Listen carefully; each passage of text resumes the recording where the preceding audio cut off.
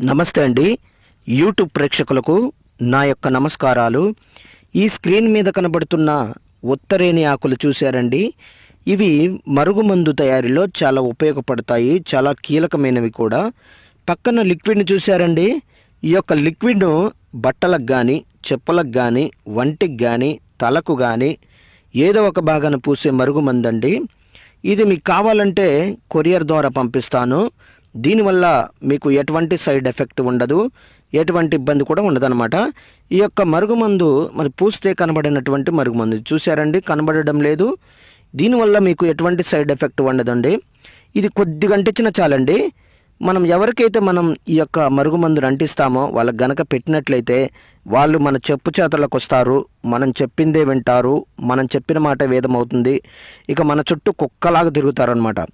అదేవిధంగా నాకు చాలామంది చెప్పారు, గురుగారు నేను ఈ యొక్క మందును అక్కడ